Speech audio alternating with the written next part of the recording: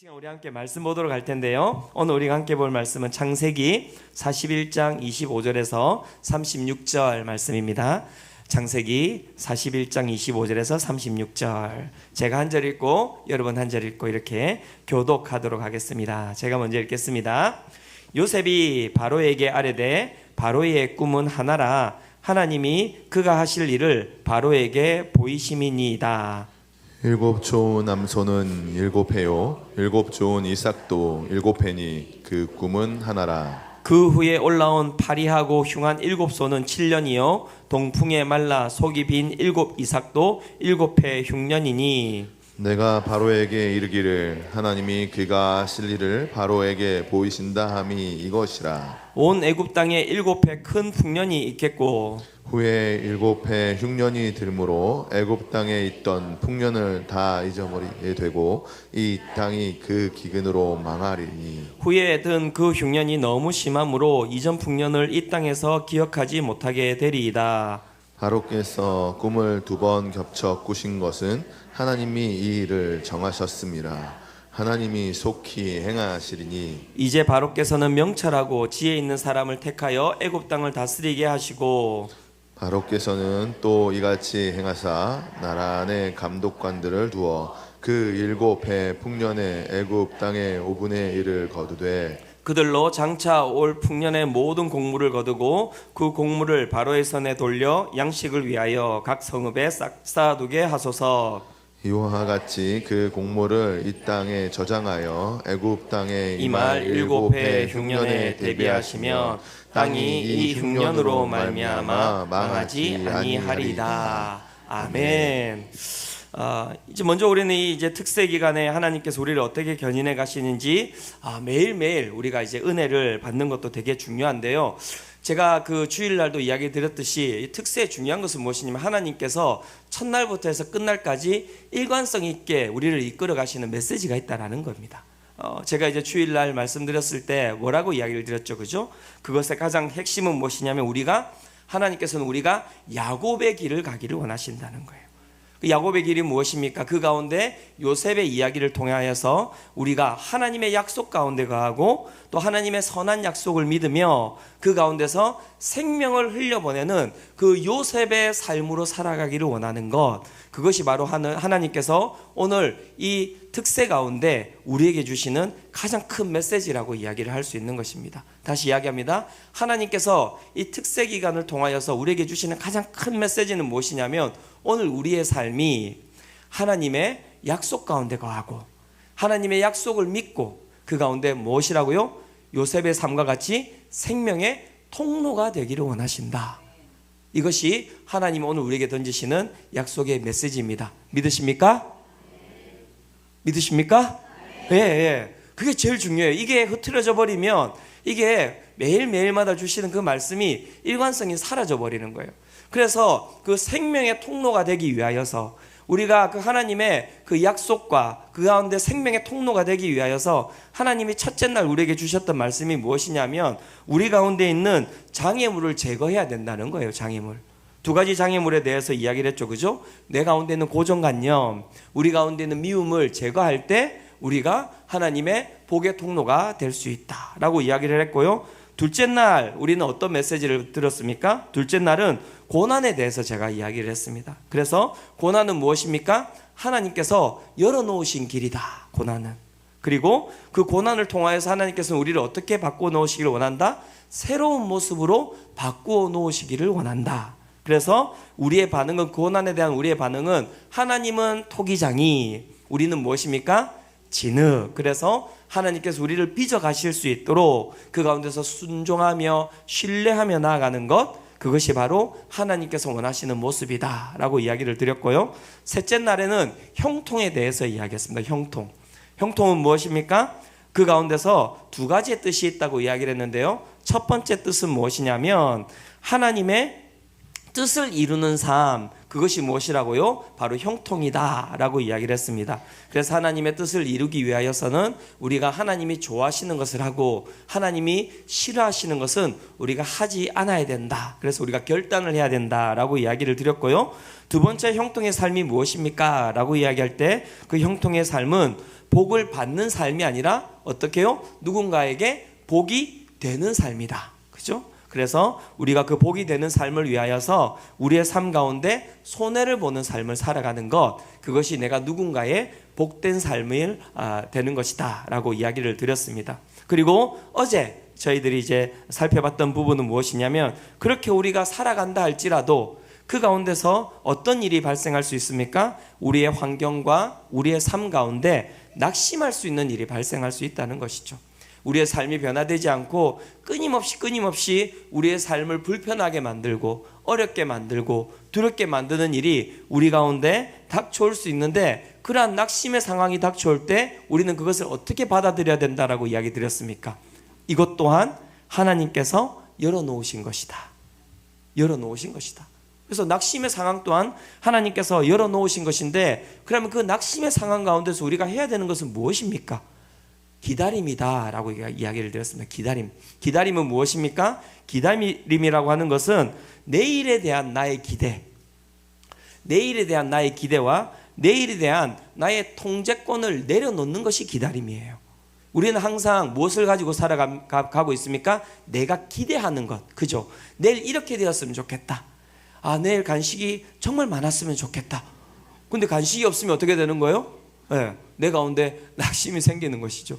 그게 아니에요. 그래서 내일에 있는 모든 결과물들은 나의 것이 아니에요. 그래서 기다림이라고 하는 것은 그 모든 것을 하나님께 그 통제권을 드리는 것, 그리고 그 가운데서 나는 하나님이 이끄시는 대로 내가 나아가는 것, 그것이 무엇입니까? 바로 기다림이라는 것이죠. 그렇죠? 그래서 그 가운데서 우리가 그 기다림 가운데서 우리는 무엇을 하는 것입니까? 오늘 우리에게 주어진 삶에 대해서 최선을 다해서 살아가는 거예요.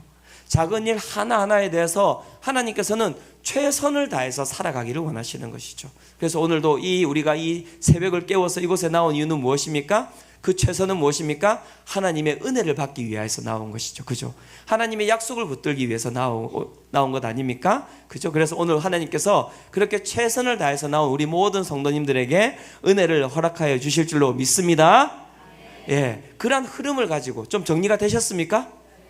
그 흐름을 가지고 오늘도 이 말씀을 바라봐야 됩니다. 그렇죠?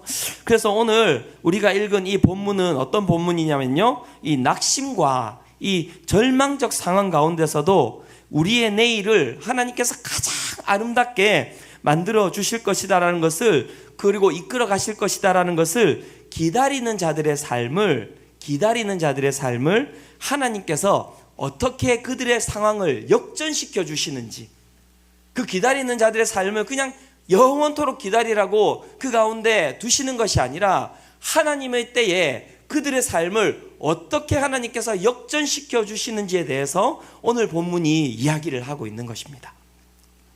그래서 그 가운데서 우리가 살펴봐야 될 것은 무엇입니까? 하나님께서 어떻게 이 역전을 시켜 가시는지에 대해서 살펴봐야 될 것이고요.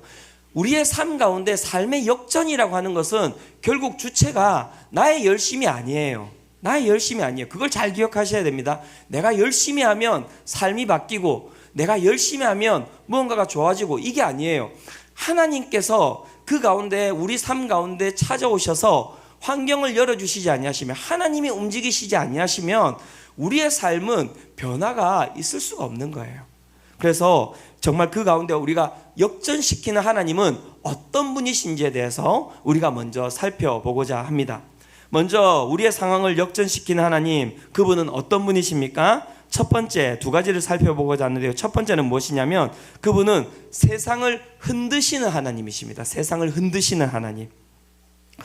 하나님이 이 세상보다 크십니다. 믿으십니까? 하나님이 이 세상에 있는 어떤 권력보다도 큰 힘이 있으신 분이십니다. 믿으십니까?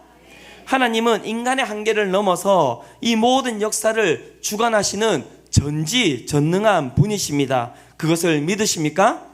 오늘 이 본문에서는 그 전지전능하신 하나님께서 진짜 그분의 힘이 무엇인지를 이 본문 가운데 보여주고 계십니다.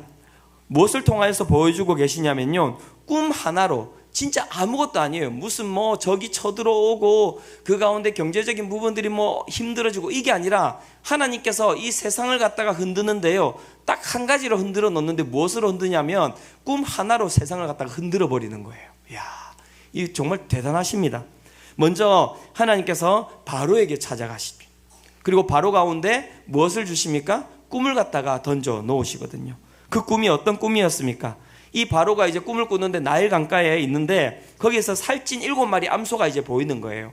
그런데 그 뒤로 해가지고 또 다른 황소가 나오는데 아주 슝하고 아주 마른 7마리 황소가 나와서 어떻게 해요? 그 살찐 암소를 갖다가 다 잡아 먹어버리는 이 꿈을 꾸게 된 거예요. 이게 이제 첫 번째 꿈이거든요. 그렇게 이제 그 꿈을 꾸고 이제 깨어난 거예요. 아, 이게 흉흉하네. 그렇게 하고 이제 다시 이제 잠이 들었는데 그 가운데 이제 그가 또 꿈을 꾸는데 어떤 꿈을 꿉니까? 그 가운데서 풍성한 7 이삭이 이제 다 보이는데 그 가운데 또 어떤 이삭이 나옵니까? 마른 이삭이 이제 보이는 거예요. 근데 이 마른 이삭이 어떻게 해요? 이 7단인데 마른 이삭 7단이 이 풍성한 이삭 7단을 어떻게 합니까? 먹어버리는 일이 이제 벌어지는 것이죠. 애굽이라고 이야기하면요, 애굽은 그 세상에 있어서 중심이었어요. 중심. 애굽은 세상의 중심. 그리고 애굽의 왕은 곧 신이었고요. 여러분, 세상의 중심이고 신이라고 불리는 이 자가 여러분 이 두 개의 꿈을 꾸고 여러분 어떻게 반응하는지 아십니까? 창세기 41장 8절이 이렇게 이야기를 하고 있는데요, 아침에 그의 마음이 번민하여 사람을 보내어 애굽의 점술가와 현인들을 모두 불러 그들에게 그의 꿈을 말하였으나 그것을 바로에게 해석하는 자가 없었더라. 그 꿈을 꾸고 그가 어떻게 반응하고 있습니까? 그의 마음이 어떻게 했다고요? 번민하였다라고 이야기를 하고 있습니다. 번민하였다. 막 갑자기 고민이 엄청 너무나 많아진 것이죠. 그리고 잠을 이루지 못한 것이고요. 그렇게 되다 보니까 아침에 그가 이제 모든 일정들이 다 시작되자마자 그가 누구를 부릅니까?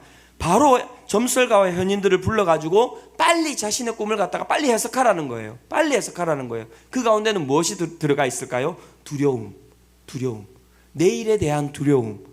분명히 이 꿈이라고 하는 것이 오늘의 삶을 이끌어가는 것이 아니라 내일에 대한 뭔가에 대한 두려움인데 너무 흉흉하다 보니까는 이것에 대한 두려움이 그를 갖다가 덮쳐오고 있는 것이죠.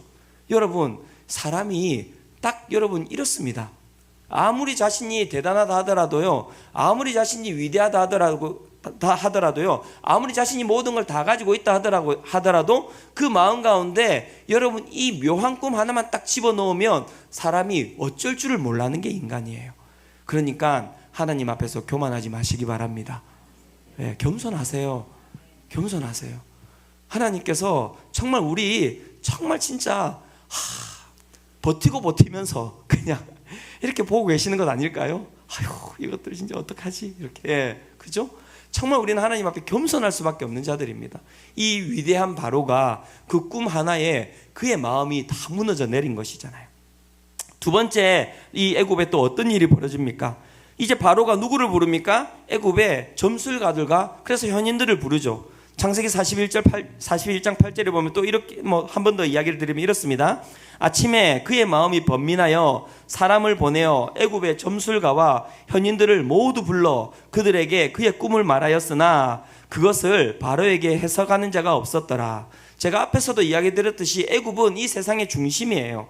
세상의 중심이라고 하는 것은 무엇입니까? 그 땅에 그 지역에 있는 모든 천재들이 다 모여 있다는 거예요. 그 땅에 그 지식을 가지고 있는 모든 사람들이 다 모여 있다는 것이고요.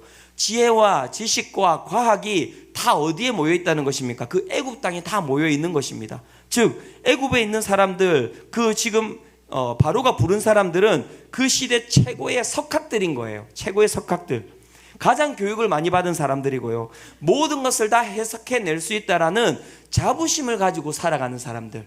그래서 그 사람들을 갖다가 이제 바로가 불렀거든요. 그리고 꿈을 이야기해 준 거예요. 야, 도대체 내가 이 꿈을 꿨는데 이 꿈이 무슨 꿈인지를 내가 도대체 알 수가 없는데 빨리 해석해봐라. 너 똑똑하잖아. 너 모든 걸 다 이제 섭렵했잖아. 그렇게 이야기를 했는데 어떤 일이 벌어졌다고요? 꿈을 말하였으나 그것을 바로에게 해석하는 자가 없었더라. 왜 이런 일이 벌어졌을까요? 왜냐하면 위대하신 하나님께서 이 모든 자들의 지혜와 지식을 가려버렸기 때문에 그렇습니다. 해석할 수 없도록 만들어 놓은 거예요. 어떻게 해석하지도 이러지도 저러지도 못하도록 그 상황을 갖다가 하나님께서 만들어 버리신 것이죠. 그들의 입술을 갖다가 다물게 만들어 버린 것입니다. 우리가 가진 지혜, 우리가 가지고 있는 지식, 그것을 갖다가 한 번에 하나님께서 무엇으로 만들어 버리셨습니까? 휴지 조각으로 만들어 버리신 거예요. 자, 그래 버렸더니 어떻게 된 것입니까? 이 나라가 여러분 통제불능이 되는 것입니다. 바로가 그렇게 여러분 무너지고, 여러분 그 가운데 바로를 바치고 있었던 그 모든 점술가들과 현인들이라고 하는 사람들도 이 꿈을 해석하지 못하다 보니까 어떤 일이 벌어지는 것입니까? 이 나라는 그들 마음 가운데 어떤 생각이 들었냐면 붕괴된다라는 생각이 드는 거예요. 두려움이 확 밀려닥쳐 오는 것이죠. 하나님께서 여러분 아무것도 안 하셨어요. 하나 딱 하셨습니다. 꿈 하나 집어넣었더니 그 가운데 그 위대한 한 나라, 어떤 나라도 무너뜨리지 못했던 그 나라가 여러분 지금 붕괴의 위기에 있는 거예요, 실제적으로는. 그런데 그 가운데 이제 한 명이 더 등장합니다. 누가 등장합니까? 술 맡은 관원장이 그런데 등장을 해요. 어떻게 등장합니까? 그 상황 가운데서 이렇게 이야기합니다. 창세기 41장 9절인데요. 술 맡은 관원장이 바로에게 말하여 이르되 내가 오늘 내 죄를 기억하나이다. 갑자기 쓸데없는 이야기를 하는 거예요. 갑자기 아유 바로 왕이시여 내가 내 죄를 기억합니다라고 이야기하면서 어떤 얘기를 합니까? 자신이 이전에 옥에 갇혔을 때 있었던 이야기를 이제 꺼내기 시작하는 것인데요. 이것 또한 저는 하나님의 섭리라고 생각합니다. 왜냐하면 어제 제가 이야기를 드렸었는데요. 어제 이 술관원장이 어떻게 했다고 이야기합니까? 요셉이 꿈을 해석해주고 꼭 자기를 기억해 달라고 이야기를 했는데 그가 직책에 복귀하지만 어떻게 했다고 이야기합니까? 요셉을 기억하지 못하였더라 라고 이야기하면서 그 부정형에 어떤 단어가 들어갔다고 했습니까? 영원이라고 하는 그 단어가 들어가 있는 것이죠. 아예 기억하지 못하도록 하나님께서 만들어 놓으신 것이고요. 하나님께서 언제 기억하도록 만들어 놓으신 것입니까? 요때 딱 기억할 수 있도록 하나님께서 깨트려 놓으신 거예요. 이게 기가 막힙니다. 이게 여러분 1년 전에 아니면은 6개월 전에 갑자기 생각날 수도 있잖아요. 그러니까 저는 이걸 보면서 하나님이 다시 한 번 더 두려워졌습니다. 우리의 지식까지도 우리가 가지고 있는 기억까지도 움직일 수 있는 주님. 오늘 여기 혹시 수능 준비하고 있는 우리 또 학생들 또 우리 있다면 하나님께서 그 기억을 다 이렇게 회복시켜 주시기를 축원합니다. 하나님 그런 능력이 있으신 분이십니다. 열심히 공부하세요. 그죠? 하나님이 그의 기억을 갖다가 사라지게 하셨다가 어떻게 하셨다고요? 지금 딱 필요할 때 그의 기억을 다시 나게 하신 것이죠. 자, 상황을 보시면은 꿈 하나로, 그죠? 바로와 애굽의 점술가들과 현인들의 멘탈을 하나님께서 다 붕괴시켜 버린 것입니다. 그 거대한 제국을 꿈 하나로 다 하나님께서 무너뜨리려고 하고 계시는 것이죠. 그 상황을 만들어 놓은 것입니다. 그 가운데서 그 상황을 처리할 사람이 그 가운데 누가 있습니까, 여러분? 아무도 없는데 그 가운데 누가 있죠? 딱 한 사람이 있어요. 딱 한 사람. 그게 누구입니까? 요셉이에요, 요셉. 이게 하나님의 이 역전입니다. 기가 막힌 거예요, 하나님. 하나님께서는 그 때를 갖다가 다 만들어 놓으시고 그 가운데 이 사람이 아니면 절대 이 문제가 해결되지 못하도록 하나님께서 그 상황을 다 만들어 놓으시고 그 가운데 이제 누구를 부르십니까? 하나님께서 요셉을 부르시는 거예요. 하나님께서 요셉을 부르시는 것입니다. 막 우리가 막 이걸 보면서 뭐 기회를 잡아야 된다 이렇게 이야기하는데요. 여러분, 기회를 우리가 잡는 게 아닙니다. 하나님께서 열어놓으시는 것에 우리가 그냥 가는 것이에요.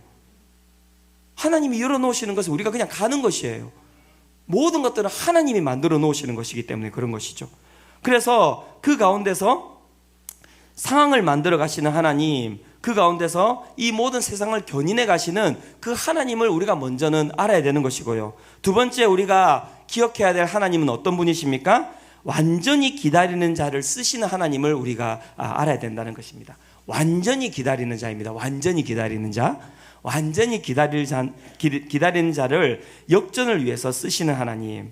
자, 이제 요셉이 등장합니다. 근데 요셉이 등장하는 게 어떻게 등장하냐면 우리가 읽었던 이 본문 창세기 41장 1절은 이렇게 시작하는데요. 이렇게 이야기하고 있습니다. 만 2년 후에 바로가 꿈을 꾼즉 자기가 나일 강가에 서 있는데 만 2년이라는 이 단어가 되게 중요한데요. 이 어떤 단어입니까? 요셉이 술관원의 꿈을 해석해주고 그가 석방을 당해서 다시 자신의 직책으로 간 이후에 2년이라는 겁니다. 그 이후 2년 동안이라는 것입니다. 여러분, 그 이후 2년 동안 요셉은 어땠을까요? 요셉은 어땠을까요? 이제나 저제나 혹시라도 술관원이 나를 빼줄 수 있지 않을까, 그런 기다림이 있지 않았을까요? 그런데 어느 순간 어떤 생각이 들었겠습니까? 하루가 가고 이틀이 가고 3일이 가도 더 이상 소식이 없는 거죠. 그렇게 되면 어떻게 되는 거죠? 자신의 모든 그런 희망을 갖다가 내어 놓는 거죠. 저는 이 2년의 시간이 제가 보기에는 어쨌든 요셉이 아무런 소리도 하지 않고 그 가운데 있지만은 그래도 마음 가운데 실패가 있었을 것 같고요. 마음 가운데 좌절이 있었을 것 같고요. 마음 가운데 낙심이 있었을 것 같아요. 하지만 그는 어떤 자였습니까? 기다리는 자. 어떤 자입니까? 내일의 모든 상황을 하나님께 맡겨놓은 자. 형통한 자. 그러한 상황 가운데서도 하나님의 뜻을 그 가운데서 이루기 위하여서 오늘 나에게 주시는 이 감옥에서의 일에 대해서 어떻게 했을까요? 최선을 다해서 열심히 행했던 삶. 저는 이것이 이 요셉의 2년 동안의 시간이었을 것이라는 생각이 들었습니다. 그런데 이제 하나님께서 어떻게 해요? 하나님의 때가 된 것이죠. 그래서 그 가운데서 하나님이 이제 요셉을 부르십니다.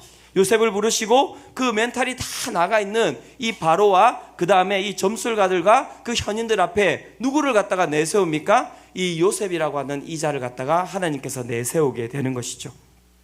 이 장면이 기가 막힙니다, 여러분. 이 세상을 갖다가 통치하고 있는 여러분, 바로가 이 앞에 있고요. 그 가운데 히브리인, 외국인, 그 다음에 그 가운데서 노예, 그리고 노예 중에서도 이 사람 어떤 사람입니까? 감옥에 있는 죄수. 그러면 여러분 어떤 관계여야 됩니까? 바로가 높고 그 다음에 요셉은 낮아도 안 보이는 그런 그 관계여야 되는 것 아닙니까? 그런데 이 바로와 요셉이 만나는 장면은 완전 바뀌어 있어요.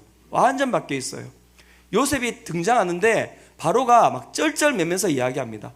그 술관원 이야기 듣고 빨리 가가지고 빨리 데려와라. 한시도 지체할 수 없이.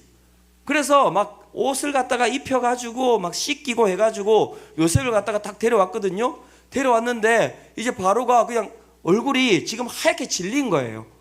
사시나무 떨리듯이 질린 거예요. 왜요? 꿈은 되게 중요하거든요. 그날의 생사가 걸린 것이고 나의 생사가 걸린 것이거든요. 어떻게 될지 지금 모르는 거예요. 내일 그 꿈이 이루어질지, 오늘 이 시간 그 꿈이 이루어질지 아무도 모르기 때문에 바로는 지금 하얗게 질려있는 상태에서 여러분 그 상황이 어떻게 되어 있습니까? 역전되어 버린 거예요. 하나님은 기가 막히십니다.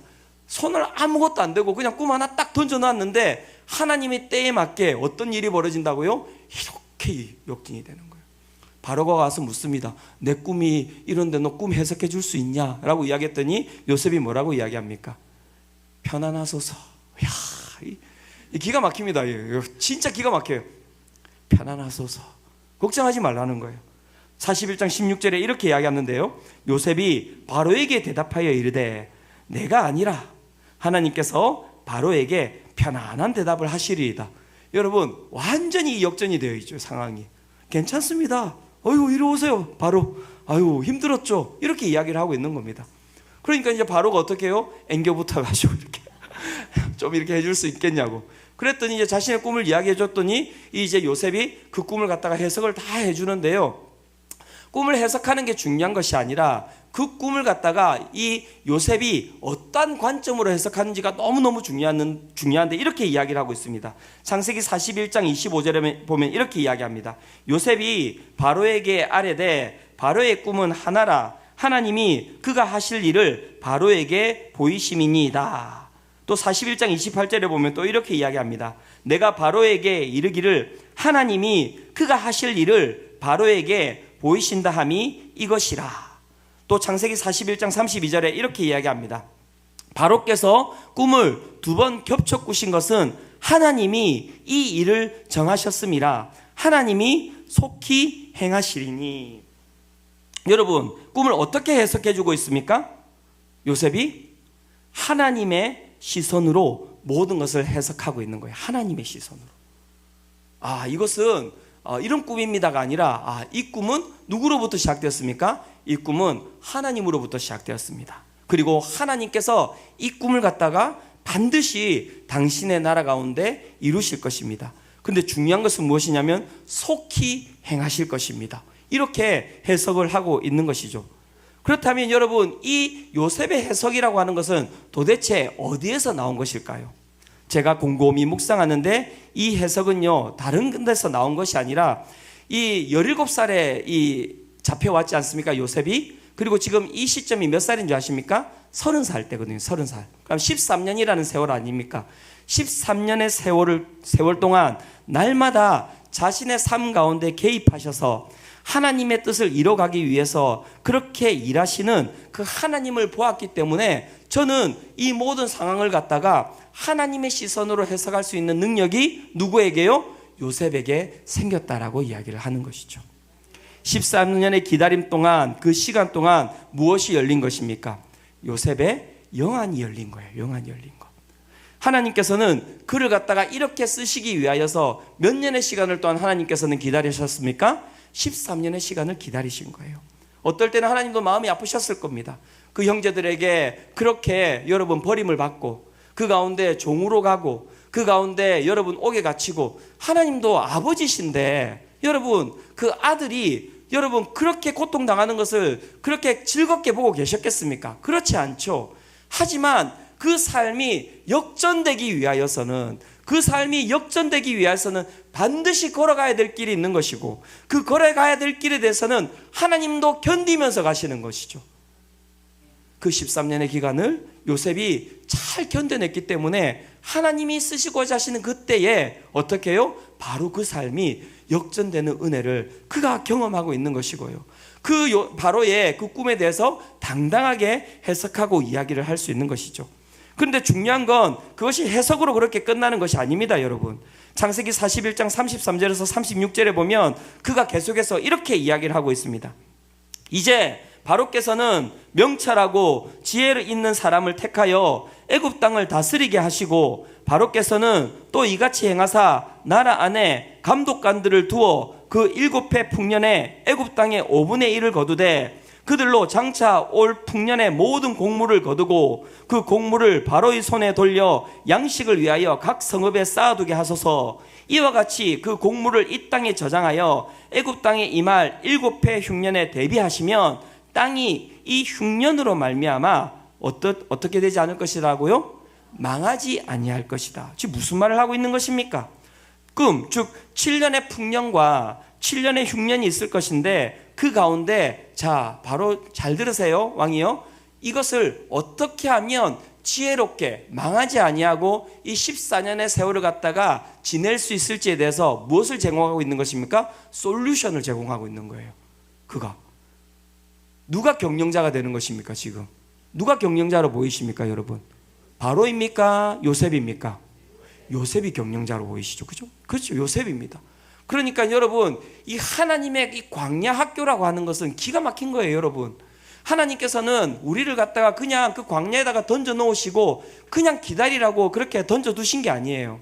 여러분, 이 광야의 세월 13년의 시간 동안에 어떤 일이 있었던 것입니까? 이 요셉에게. 여러분, 보면은 요셉이 이렇게 이야기합니다.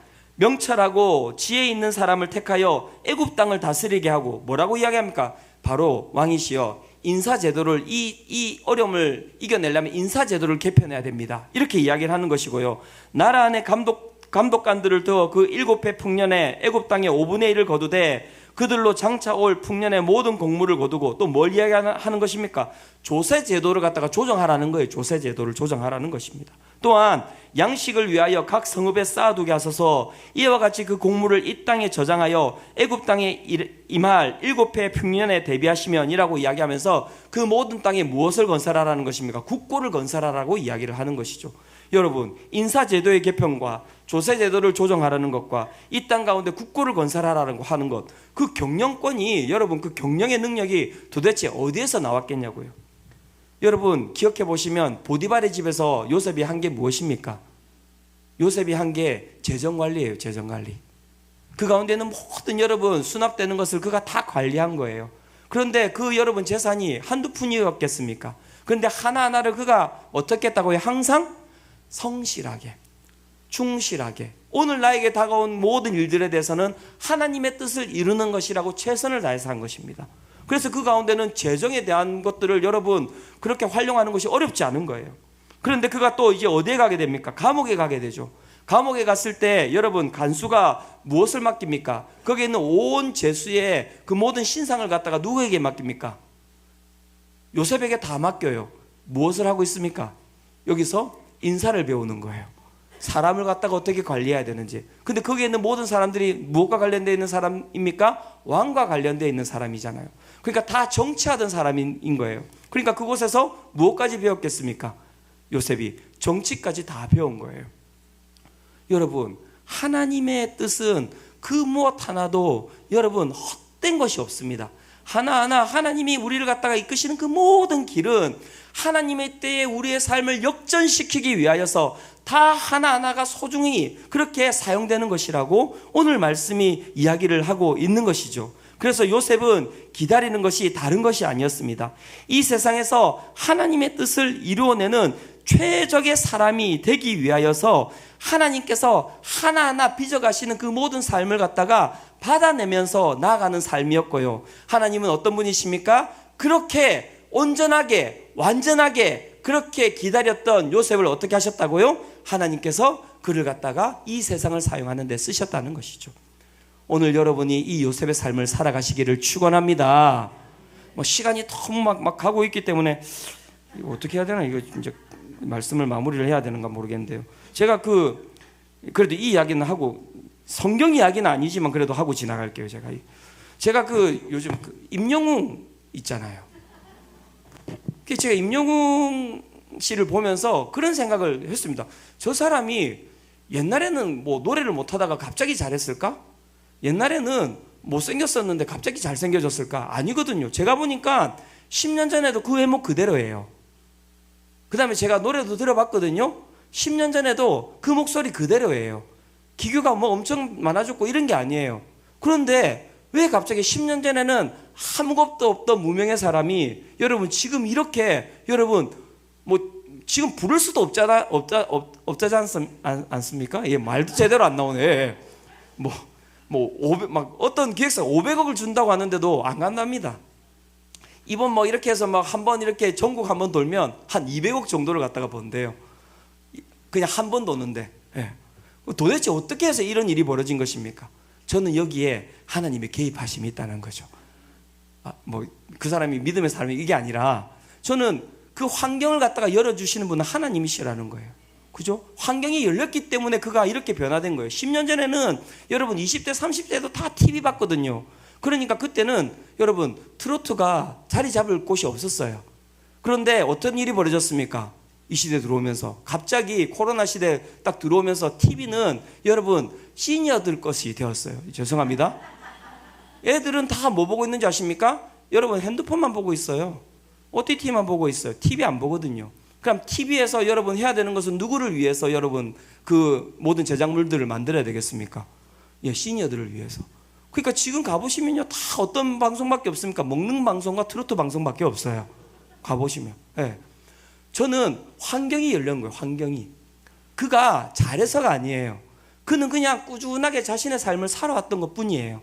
그런데 무엇이요? 갑자기 환경이 열린 것이고 그 환경 가운데 그가 살아왔던 삶이, 그 최선의 삶이 그 환경 가운데서 여러분 포텐이 터진 거죠. 여기 영웅시대 있습니까? 하나님께 감사하시기를 바랍니다. 안 그랬으면 임영웅 못 봤습니다, 여러분. 예, 그죠? 예, 하나님께 감사의 기도 올리시고 감사헌금도 내시고 그렇게 하시기 바랍니다. 네, 여러분, 우리 하나님이 어떤 분이신지를 보셔야 됩니다. 하나님이 역전하시는 거예요. 우리가 역전할 수 있는 상황은 없습니다. 하나님이 우리의 삶을 역전시키시는 것입니다.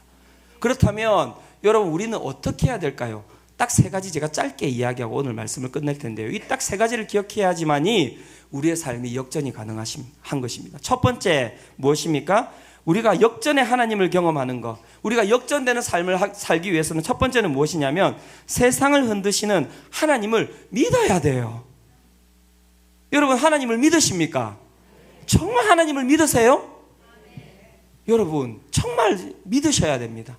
하나님은 살아계시고 그 하나님이 무엇을 통치하십니까? 이 땅을 통치하신다는 것을, 이 세상을 다스린다는 것을, 하나님의 이 모든 것들을, 이 환경을, 역전되는 환경을 조성하시는데 부족함이 없으신 분이시라는 것을 여러분 믿으시기를 축원합니다. 믿음이 필요한 것입니다. 두 번째, 우리의 삶이 역전되기 위하여서, 역전의 하나님을 경험하기 위해서 우리가 해야 되는 것은 무엇입니까? 두 번째, 그것은 무엇이냐면 작은 일에 충성된 자가 되어야 된다는 것입니다. 작은 일에 충성된 자. 여러분, 요셉이 그 하나님께서 날마다 허락해 주시는 그 작은 일에 충성했기 때문에 이렇게 쓰임 받는 거예요. 맨날 후회하면서 내가 이전에 채색 옷 입었었는데 그 채색 옷 또 입고 싶은데 무슨 소용이 있냐고요. 무슨 소용이. 아버지 보고 싶은데 오늘도 지 앞에 놓여지는 일들은 안 하고 맨날 가서 울고 있고, 너 왜 그러냐면 우울증인데요 제가. 아무것도 못하겠어요. 왜? 옛날에 제가 채색 옷을 입었는데, 나 지금 30번째 니 그 이야기 듣고 있는데 니 맨날 그 채색 옷 이야기만 할래? 삶이 안 바뀐다니까요. 안 바뀌어요.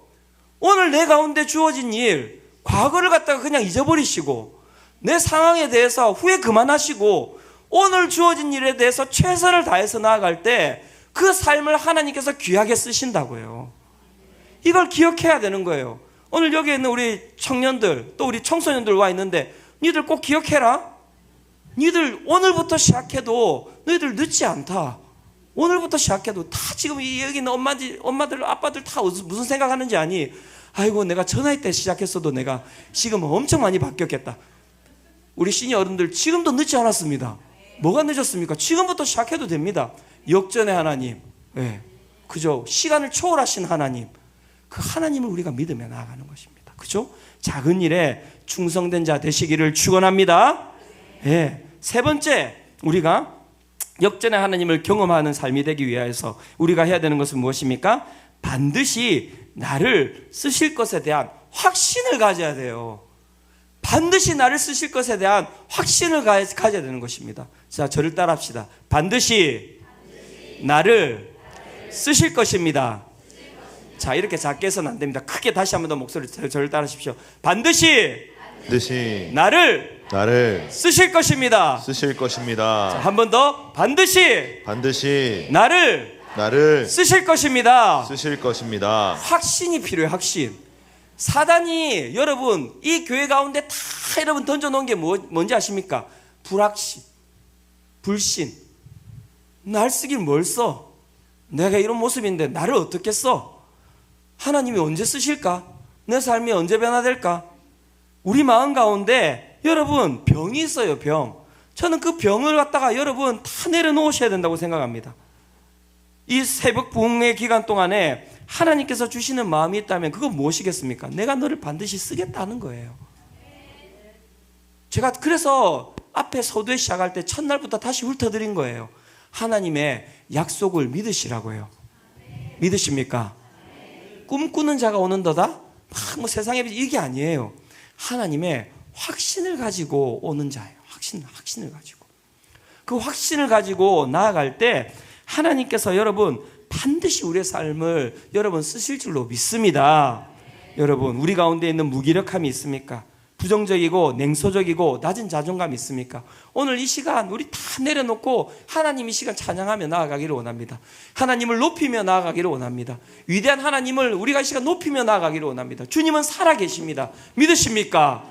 주님은 살아계십니다. 믿으십니까? 이 시간 그렇다면 우리 함께 다 일어서서 우리 하나님을 이 시간 그 위대하신 하나님을 찬양하며 나아가기를 원합니다. 하나님은 살아계시고 오늘도 하나님께서는 우리의 삶을 동행하고 계십니다. 그리고 그 가운데서 어떨 때는 우리의 삶을 아골골짜기에 던져놓기도 하십니다. 마음이 아파요. 하나님도.